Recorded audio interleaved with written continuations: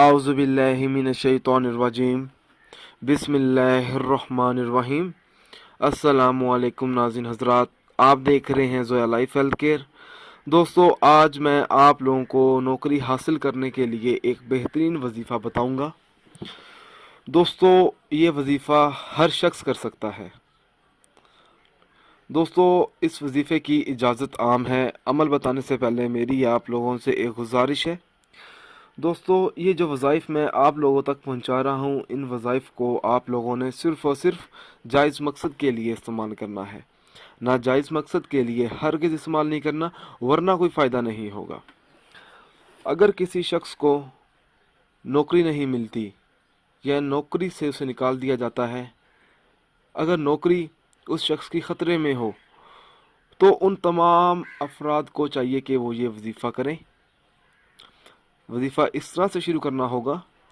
इशा की नमाज के बाद सबसे पहले दुरूद शरीफ पढ़ें और फिर अल्लाह ताला के 99 नामों में से 3 नाम या वसीयु 180 मरतबा पढ़ना है, या वसीयु 137 मरतबा पढ़ना है, और या रज़ाकु 308 मरतबा पढ़ना है, या वसीयु, या समीयु, या रज़ाकु।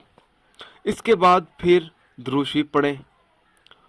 मकसद हासिल होने तक ये अमल जारी रखें। दोस्तों, ये अमल आपने उस टाइम तक जारी रखना है जब तक आपको कामयाबी हासिल ना हो।